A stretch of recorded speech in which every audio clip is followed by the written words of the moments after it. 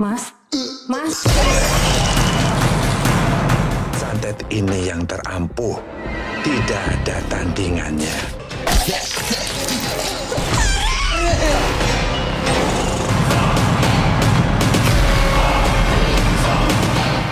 Hai semua para rebahaners dimanapun kalian berada, saya Sandiago akan membawakan alur cerita film berjudul Santet Segoro Pitu, di mana akan mengisahkan tentang persaingan pedagang di Pasar Panandaran, Semarang, Jawa Tengah pada dekade 1970 dan 1980-an. So, bagaimana persaingan itu akan terjadi? Yuk kita simak kisah selengkapnya.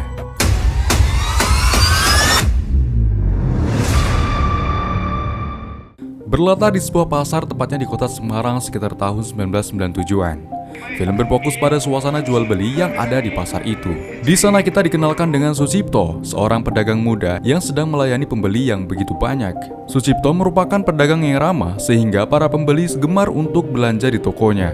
Ia memiliki beberapa pesaing seperti Wicak dan kakak iparnya sendiri bernama Sardi. Karena ramai pembeli, Cipto mendapatkan omset yang lumayan banyak dan segera bergegas ke rumah sakit. Ternyata anak pertamanya yang bernama Ardi sedang mengalami sakit ginjal dan memerlukan tindakan operasi. Ia kemudian menyerahkan uang itu kepada istrinya yang bernama Marni. Karena biaya sudah terkumpul, mereka kemudian menyerahkan semua tindakan kepada pihak rumah sakit. Singkat cerita, proses operasi Ardi telah selesai. Namun pasca operasi, Ardi melihat sosok kakek-kakek yang tiba-tiba ada di depannya. Dan hal itu terjadi lagi ketika ia sudah di rumah. Marni sebagai ibu menjadi khawatir dan membawa Ardi ke rumah sakit sekaligus untuk kontrol pasca operasi. Di sana dokter menjelaskan bahwa keadaan Ardi pasca operasi sudah semakin membaik. Namun Marni menjelaskan keluhan Ardi tentang ia yang selalu melihat sosok-sosok aneh. Dokter menyarankan untuk berkonsultasi ke dokter spesialis mata. Di sisi lain, Cipto yang sedang menutup tokonya mendapatkan sebuah bungkusan yang berisi benda-benda aneh. Ia kemudian membuang itu dan segera pulang ke rumah. Sesampainya di rumah, ia mengeluhkan pundaknya yang sakit kepada istrinya. Dan saat Ardi melihat bapaknya, ia terkejut dengan apa yang ada di atas pundak bapaknya.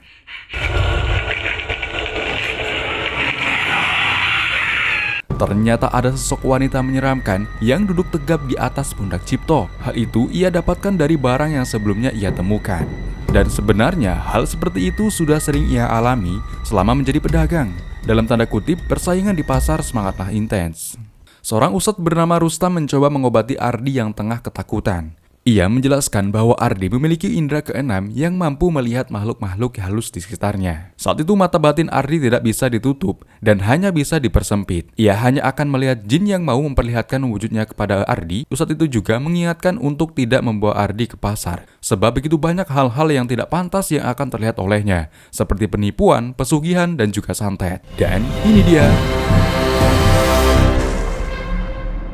Singkat cerita, beberapa tahun kemudian, tepatnya tahun 1983, kini Ardi dan adiknya Syifa sudah tumbuh menjadi dewasa, di mana Ardi sedang menjalani masa kuliahnya. Mereka memiliki seorang adik baru bernama Arif yang masih duduk di sekolah dasar. Arif memiliki kecenderungan untuk selalu membahas hal-hal mistis yang semua itu bertentangan dengan kedua kakaknya yang saat itu masih menjadi penakut. Penakut.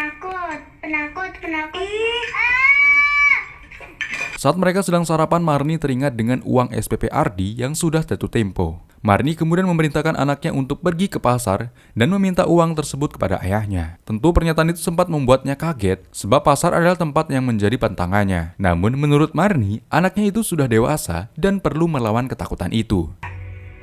Gak usah lihat kiri kanan, ya.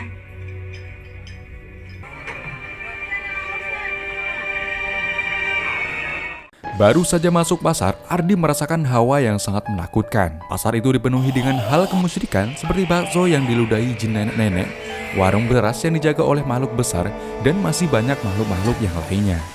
Ardi yang ketakutan tak sengaja menabrak Wicak, yaitu salah satu pesaing ayahnya. Ia kemudian meminta maaf, namun Wicak malah membalasnya dengan ketus. Kemudian salah satu pedagang menenangkan Ardi untuk tidak mengambil hati, sebab Wicak sedang berduka akibat anaknya yang telah meninggal seminggu yang lalu. Bapak, tan bening Pak? Mas. Oke, Pak. Suwun. Saat Ardi sampai di toko bapaknya, ia malah mendapati padeknya yang sedang berdebat dengan Cipto ayahnya. Di dalam perdebatan itu, seolah-olah Cipto sedang melakukan sesuatu hal yang sangat dilarang dalam hal jual beli.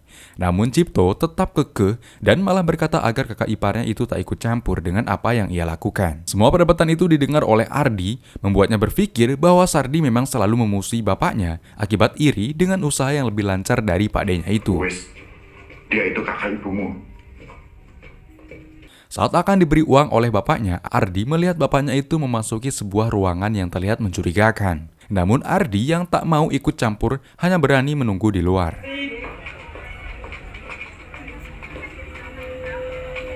Dan saat akan pergi dari pasar itu, yang ditakutkannya terjadi lagi, di mana ia melihat banyak sekali sosok yang menunggu di setiap toko yang ada di pasar itu. Sementara itu, Wicak yang melihatnya merasa heran dengan tingkah laku anak saingannya itu. Sesampainya di rumah, Ardi meminta Arif untuk memijat kepalanya sebab mungkin energinya telah habis setelah kejadian di pasar tadi. Di sana, Arif kembali bercerita soal hal-hal mistis yang ia percayai. Ia menginginkan kelebihan yang dimiliki kakaknya, yaitu mampu melihat makhluk halus. Namun Ardi mencoba mendoktrin adiknya bahwa memiliki indera keenam itu tak ada manfaatnya. Pokoknya punya indra keenam itu nggak enak. Gak ada manfaatnya. Sementara itu, Cipto yang akan pulang dari pasar menemukan bungkusan misterius yang ada di depan tokonya. Ia kemudian membuka isi bungkusan itu yang ternyata berisi tengkorak kera yang tertata rapi. Kemunculan benda itu dibarengi dengan suara mencekam seperti suara suku pedalaman, yang suara itu juga didengar oleh Sardi. Cipto yang kesal menantangnya dan kemudian membuang benda itu.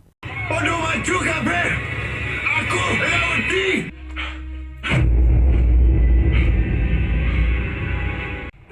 Ya wes, aku di kamar Siva ya. Dia lagi takut tidur sendiri. Cipto yang tidur sendirian mengalami mimpi buruk, di mana dalam mimpinya itu, ia seakan-akan digantung di sebuah hutan. Di sana ada seorang dukun yang sedang membaca mantra dan mentransfer sesuatu ke tubuh Cipto sembari berkata, Sungguh, damel kakung menika. Kelarang siji-siji. ya, tubuh Cipto tiba-tiba patah-patah dan semua mimpi itu ia rasakan secara nyata yang didengar langsung oleh Ardi.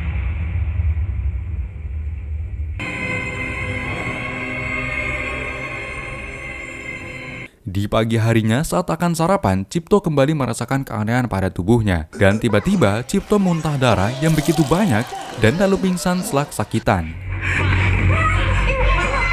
Di sana Ardi mendengar suara aneh yang menyeramkan dan hal itu bisa ia dengar sebab kelebihan yang ia punya. Cipto kemudian dilarikan ke rumah sakit. Namun yang aneh adalah semua hal pemeriksaan menyatakan bahwa tak ada penyakit yang ia idap. Ia memilih untuk pulang dan tak melakukan pengobatan. Di rumah, beberapa kerabat menjenguknya dan menyarankan untuk pergi ke paranormal sebab takutnya Cipto disantet oleh salah satu pesaingnya di pasar. Namun karena Cipto tak percaya dengan klinik atau santet, ia memilih untuk tidak menghiraukan nasihat mereka. Sementara itu Ardi yang penasaran dengan santet membuka buku adiknya yang berisikan tentang hal-hal mistis. Di sana ia menemukan penjelasan bahwa santet memiliki berbagai jenis dan salah satunya adalah melalui pengiriman makhluk yang tak kasat mata. Kemudian Ardi mengantarkan ibunya ke pasar dan bertemu dengan Sardi yang memberikan jamu untuk Cipto. Marni kemudian menitipkan jamu itu kepada Ardi untuk nantinya diberikan kepada bapaknya. Namun Ardi yang mulai terdoktrin untuk tidak suka dengan Pak D-nya dengan asumsi bahwa Pak D-nya lah yang menjadi dalang semua ini, malah membuang jamu itu.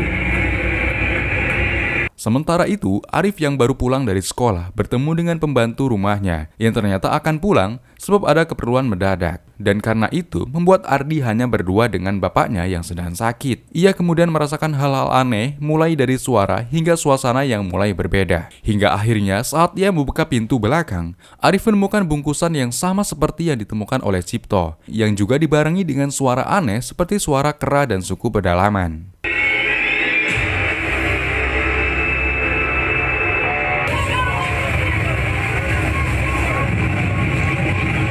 Kejadian tadi membuat Arif menjadi demam tinggi. Mereka berniat membawanya ke rumah sakit esok hari berbarengan dengan jadwal Cipto kontrol. Namun tiba-tiba Arif mengatakan beberapa hal ini. Aku sayang Mas. Mas juga sayang sama kamu. Mas, Mbak, yang kuat, yang berani. Dan semua itu didengar oleh Cipto yang menjadi stres dengan kejadian-kejadian ini. Di tengah malam, Ardi terbangun untuk mengganti kompresan Arif.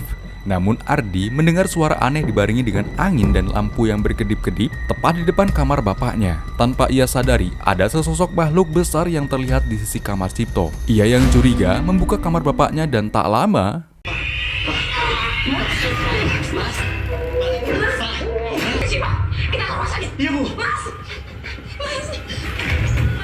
Cipto kejang-kejang dan keluar seonggok kumbang dari mulutnya. Ardi kemudian membangunkan Syifa serta menghubungi pihak rumah sakit.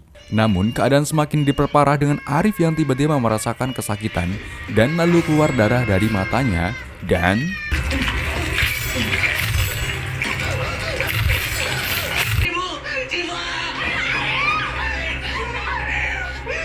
kematian Arif membuat mereka semua bersedih, termasuk Sardi yang datang untuk memberikan bela sungkawa. Namun Ardi mengusirnya karena ia berasumsi bahwa Pak D-nya lah yang menjadi penyebab semua ini. Singkat cerita, kini Cipto didiagnosis mengalami kerusakan fungsi otak kronis yang membuatnya sadar namun tak mampu menggerakkan anggota tubuhnya. Semua keadaan ini membuat Ardi merasa bahwa mereka sedang terkena santet. Ia teringat dengan Ustadz Rustam yang dulu pernah membantunya dan berniat menghubungi Ustadz itu untuk meminta bantuan lagi. Bapakmu dikelilingi kekuatan buruk. Ustadz itu menjelaskan bahwa mereka memang terkena santet, namun ia tak tahu santet macam apa itu dan sepertinya bukan dari tanah Jawa. Ia tak bisa mencabutnya dan hanya memberikan gelang jimat sebagai pelindung sementara. Karena keadaan bapaknya yang belum pulih, akhirnya Ardi lah yang menggantikannya untuk menjaga toko. Di perjalanan ia melihat beberapa pedagang yang melakukan hal aneh terhadap pedagangannya. Dan iya, di pagi harinya mereka yang menggunakan cara kotor tadi mendapatkan pelanggan yang sangat banyak. Sementara Ardi, tokonya menjadi sepi semenjak bapaknya sakit, ditambah dengan para pegawainya yang memutuskan untuk keluar dari pekerjaan itu. Hal itu membuatnya harus lembur dan ketika di tengah malam, seorang wanita mencurigakan datang dan memesan 1 kilo beras dan ternyata Ardi kemudian mengikuti wanita itu yang pergi ke arah toko milik Wicak dan saat ia memasuki toko itu, ia menemukan ruangan yang berisi sesajen serta foto gadis yang merupakan anaknya Wicak. Tak lama, Wicak datang dan mengusir Ardi serta berkata tentang ia yang akan membuat seluruh keluarganya mati karena Cipto telah membunuh anaknya. Sementara itu di rumah, sesosok api datang ke arah kamar mandi dan Cipto. Marni terbangun dan merasa ada yang aneh di atas rumahnya. Hal itu dibarengi dengan gelang yang diberikan Rustam putus, begitu juga dengan milik Syifa. Hal itu menandakan bahwa santet ini bukan santet biasa dan lebih kuat daripada jimat itu. Marni yang penasaran akhirnya keluar rumah dan ia menemukan benda yang sama seperti ditemukan oleh Cipto dan Arif, sekaligus suara-suara suku pedalaman.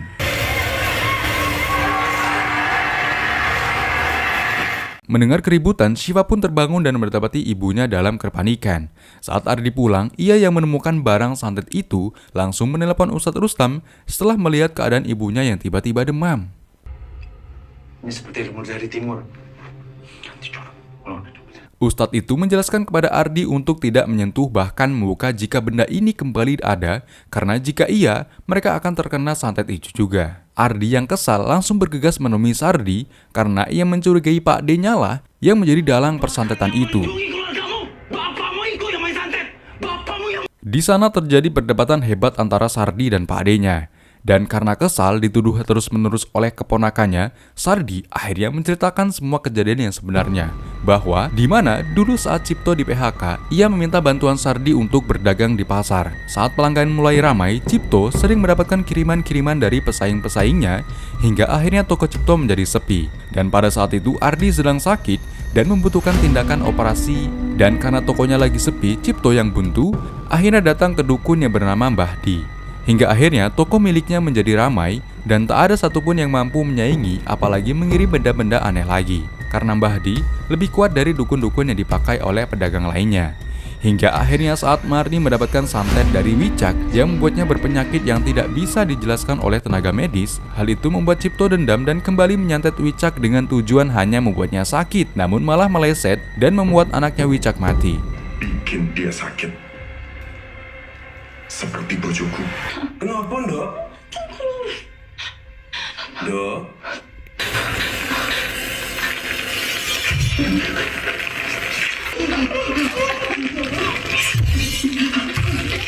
Dan kini tentunya dukun yang dipakai Wicak untuk menyantet Cipto sangatlah kuat sampai Cipto tak mampu mengembalikan semua kiriman-kirimannya. Walaupun sudah dijelaskan panjang lebar, Ardi masih saja tak percaya dan masih menuduh Pak D-nya sebagai pelaku. Hingga Sardi akhirnya menyuruh Ardi untuk melihat sendiri ke ruangan bapaknya yang ada di atas. Lu endewe. Opo sing ono ning ruangan bapakmu di atas?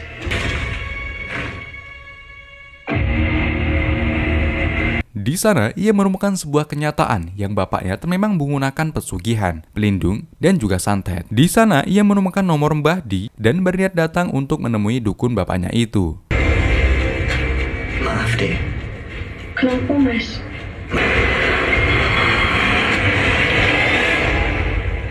Ketika sampai di rumah Mbah Di, ia disambut oleh anaknya Mbah Di bernama Mbah Retno. Dan saat tahu Ardi adalah anak Cipto, seketika sikap Mbah Retno menjadi ketus. Hal itu disebabkan karena setelah anak Wicak mati, Mbah Di bercerita bahwa ia mendengar suara suku pedalaman dan sosok makhluk hitam besar yang datang menemui Mbah Di. Hingga akhirnya keadaan Mbah Di sama persis seperti Cipto.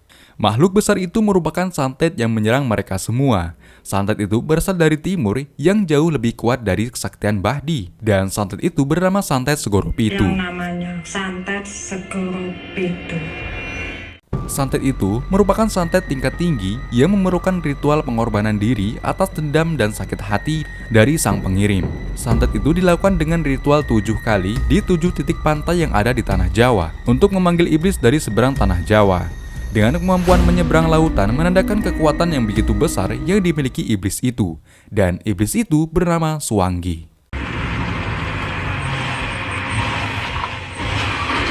Ardi yang telah mendapatkan banyak informasi mendatangi Pak D-nya dan lalu bergegas ke rumah setelah mendengar suara santet itu. Dan di rumah...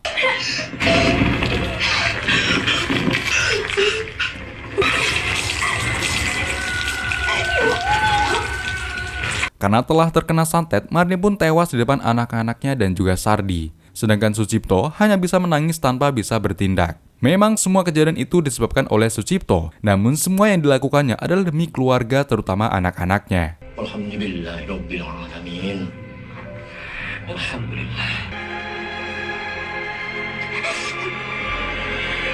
Saat Ardi akan menemui Wicak, Sardi dan Shiva menghentikannya sebab sesuai dengan arahan Ustadz Rustam bahwa mereka tak boleh menghadapi langsung orang yang menyantet mereka. Sebab itu sangat berbahaya karena Wicak akan sangat kuat dengan pelindung yang ia punya. Dan tak lama datang Ustadz Rustam yang memberikan informasi tentang bagaimana agar santet ini berhenti. Dari hasil semedi yang ia lakukan sebelumnya, ia mendapatkan kesimpulan bahwa Cipto harus diruat dengan air dari 7 titik pantai tempat Wicak melakukan ritual. Ritual itu harus dilakukan di hari weton kelahirannya, waktunya sebelum jam 8 malam, dan jika dikalkulasikan, mereka masih memiliki waktu 5 hari dan dia akan mengajarkan bacaan ruwatnya. Karena harus ada yang berangkat ke tempat itu, sedangkan Sardi harus tinggal bersama Rustam untuk menjaga Sucipto, akhirnya Ardi dan Shiva memutuskan untuk berangkat dengan syarat seluruh mata batin mereka harus dibuka, sebab cara itulah yang akan membantu mereka untuk menemukan tempat itu, di mana nanti mereka akan menghadapi 7 sosok yang ditugaskan oleh dukunnya Wicak untuk menjaga titik itu, dan ritual pembukaan mata batin pun dilakukan. Japang ini pun bagus Ardi Pangestu bin Sucipto. Netranipun sumerep langkung wia. Buka! Singkat cerita, mereka pun berangkat dan akan menyisir dari arah timur lalu ke arah barat. Mereka akan memulai dari pantai Watu Ulo, di mana tempat itu akan terlihat secara otomatis karena mata batin mereka telah terbuka. Mereka menjalankan tugas masing-masing. Sardi dan Ustadz Rustam melakukan persiapan ritual sekaligus menjaga Sucipto, sedangkan Ardi dan Shiva menelusuri setiap titik pantai.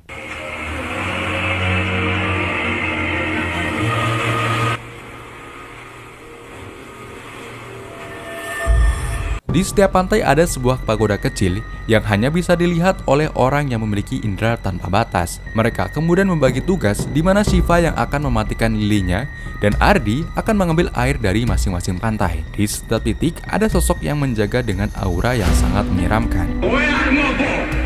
Sandi. Aku orang wedi.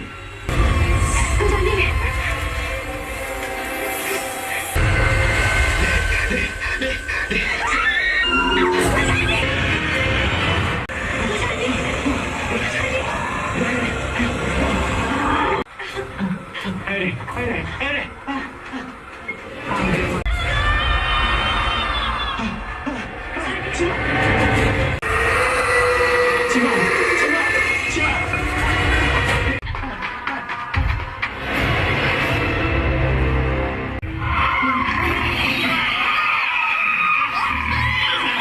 Hingga saat mereka sampai di titik pantai terakhir, mereka mendapatkan serangan yang lebih kuat, sehingga mereka tertahan oleh tangan-tangan dari dalam pasir. Dan tiba-tiba, terdengar suara kuda yang ternyata itu adalah prajurit Ratu Kidul yang diperintahkan untuk membantu mereka sekaligus membawakan air dari titik pantai itu. Setelah mendapatkan semuanya, mereka pun bergegas pulang. Sementara itu di rumah, jam telah menunjukkan pukul 6.40 dan Ardi belum juga datang. Mereka kemudian mendengar suara dari luar rumah dan Pak Rustam keluar rumah untuk mengeceknya. Di luar, Pak Rustam merasakan hawa yang begitu menakutkan hingga akhirnya datang sosok tinggi besar bertanduk bernama Suwangi yang dengan mudah membunuh ustadz itu dan disusul dengan Sardi yang juga terbunuh.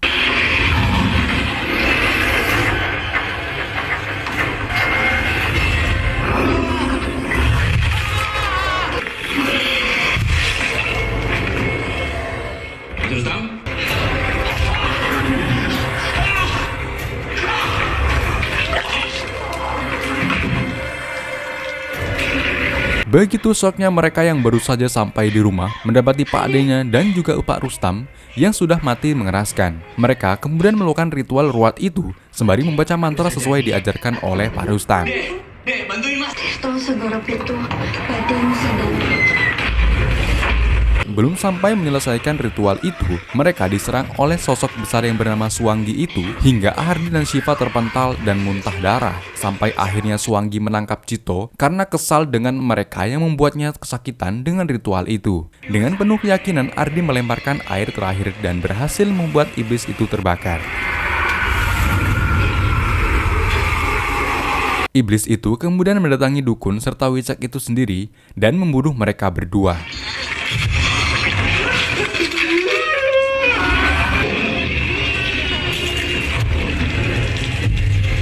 Dan beberapa hari kemudian, mereka menjenguk Bahdi yang sudah pulih setelah ritual peruwatan Cipto. Hal itu disebabkan Suwangi yang sudah meninggalkan tanah Jawa sehingga pengaruh kekuatannya telah menghilang. Cipto juga memutuskan untuk tidak lagi menggunakan penglaris atau pesugihan dan mengembalikan semuanya kepada Bahdi. Dan film pun selesai.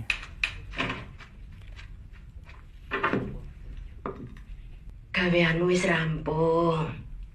Waktune pindah.